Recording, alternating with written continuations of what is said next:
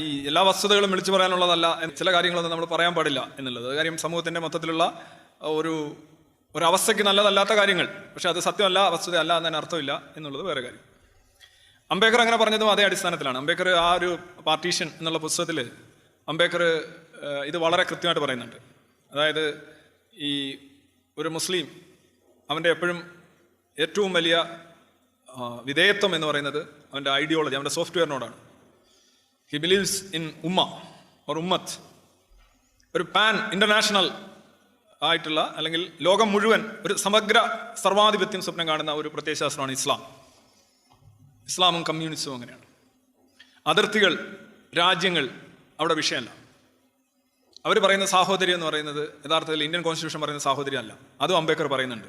ആ പുസ്തകത്തിൽ തന്നെ പറയുന്നുണ്ട്, മുസ്ലിങ്ങൾ സാഹോദര്യം ഉണ്ട് എന്ന് പറയുന്നു.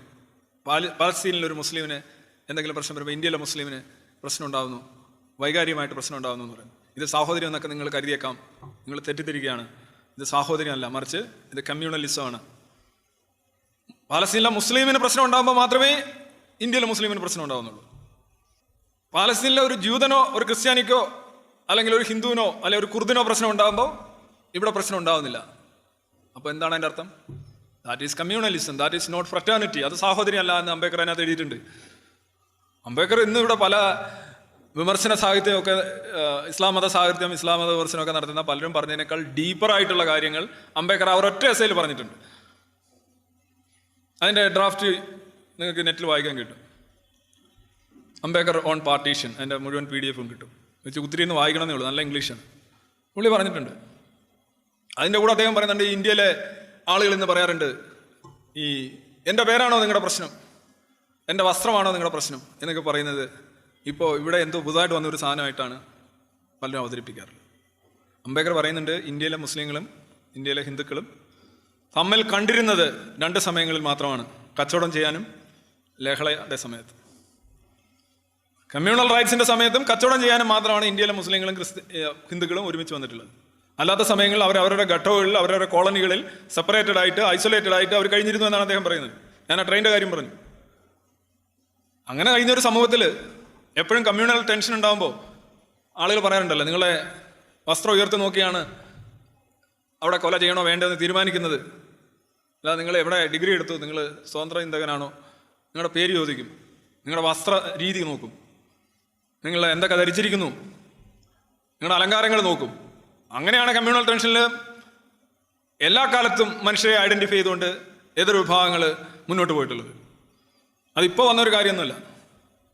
അന്നും ഇന്നും പേര് ചോദിക്കുന്നത് നിങ്ങൾ ഏത് കമ്മ്യൂണിറ്റി ആണെന്ന് അറിയാനാണ്. ആ സോഫ്റ്റ്വെയർ ഇന്ന് വന്ന പുതിയ സോഫ്റ്റ്വെയർ ഒന്നുമല്ല. അംബേദ്കർ അതിനകത്ത് പറയുന്നുണ്ട്, ഈ മനുഷ്യരെ വസ്ത്രധാരണത്തിൻ്റെയും പേരിൻ്റെയും ഒക്കെ അടിസ്ഥാനത്തിൽ ചാപ്പയടിക്കുക. എന്തിനേറെ യുക്തിവാദികളുടെ തന്നെ പരിപാടി അതല്ലേ? കേരളത്തിലെ യുക്തിവാദികളുടെ സ്ഥിരം പരിപാടി ഇതാണ്. അവർ പേര് നോക്കിയും വസ്ത്രം നോക്കിയൊക്കെ ചാപ്പയടിച്ചു വിടും. അപ്പോൾ പിന്നെ ഇതൊന്നും ഇല്ലാത്ത ആളുകളുടെ കാര്യം ഒന്ന് ആലോചിച്ചു നോക്കുക. ഒരു ഗോത്രീയ മനസ്സുള്ള ഒരു ജനതയാണ്, ഗോത്രീയതയിൽ നിന്ന് പുറത്തു വരാത്ത ഒരു ജനതയാണ്. അവിടെ പേരും നാളും വസ്ത്രവും അവയവവും ഒക്കെ നോക്കി ആണ് ആളുകളെ തിരിച്ചറിഞ്ഞിട്ടുള്ളത്. ഈ രാജ്യത്തെ ജനത അങ്ങനെ ആയിരുന്നു. അതിപ്പോഴും കണ്ടിന്യൂ ചെയ്യുന്നു എന്നുള്ളതാണ് ദുരന്തം. അത് മാറേണ്ടതാണ് എന്ന് നമ്മൾ പറയുമ്പോൾ അത് കണ്ടിന്യൂ ചെയ്യുന്നു എന്നുള്ളതാണ് ദുരന്തം. അല്ലാതെ ഇത് പുതുതായിട്ട് വരുന്ന സാധനമൊന്നുമല്ല. അതിൽ പറയുന്നത് കേട്ടതൊന്നും ഈ രാജ്യത്ത് എങ്ങനെ ജീവിക്കും, ഈ രാജ്യത്തെന്നും ഇങ്ങനെയൊക്കെ തന്നെയാണ്. നിങ്ങളോട് പേര് ചോദിക്കും, പേര് ചോദിച്ച് മനസ്സിലായില്ലെങ്കിൽ വേറെ എന്തെങ്കിലും ചോദിക്കും. പണ്ടിവിടെ ജാതി ചോദിക്കാനായിട്ട് പല അടവുകളുണ്ടായിരുന്നു. എവിടെ ആ ദേശം, ഇന്നാരുടെ ബന്ധുവാണോ എന്നൊക്കെ ചോദിക്കുക. നിങ്ങളുടെ പേരിൽ നിന്ന് ജാതി കണ്ടെത്താൻ കഴിഞ്ഞില്ലെങ്കിൽ നിങ്ങളുടെ 5 തലമുറയ്ക്ക് അപ്പുറം പോയിട്ട് ഇന്നാരുടെ ബന്ധത്തിൽപ്പെട്ടാണോ എന്ന് ചോദിച്ച് നിങ്ങളുടെ ജാതി ഉറപ്പിച്ചിട്ട് നിങ്ങൾക്കെതിരെ പ്രജുഡീസ് രൂപീകരിക്കുന്ന ടീമുകൾ ഇന്നും ജീവിച്ചിരിപ്പുണ്ട്. അവർ പലരുടെയും നെറ്റിലൊക്കെ യുക്തിവാദി, സ്വതന്ത്ര ചിന്തകൻ, പരിഷത്ത് എന്നൊക്കെ കാണും. അതാണ് കഷ്ടം. അത് അദ്ദേഹം വളരെ പഠനം നടത്തി തന്നെ പറഞ്ഞതാണ്. അംബേദ്കർ ലോയിലും അതുപോലെ തന്നെ ധനതത്വ ശാസ്ത്രത്തിലും ഡോക്ടറേറ്റ് ഉണ്ടായിരുന്ന വ്യക്തിയാണ്. അംബേദ്കറുടെ മുന്നിൽ നിൽക്കാൻ പാണ്ഡിത്യം കൊണ്ടും കഴിവുകൊണ്ടും ശേഷിയുള്ള ഒരു രാഷ്ട്രീയക്കാരൻ ഇന്ത്യയിൽ ഉണ്ടായിരുന്നില്ല.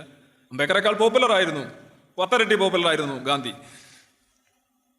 ഗാന്ധി മരിച്ചപ്പോൾ 20 ലക്ഷം പേരാണ് ഓടിയെത്തിയത്. പോസ്റ്റിലൊക്കെ തൂങ്ങിക്കിടക്കായിരുന്നു ആളുകൾ കാണാനായിട്ട്.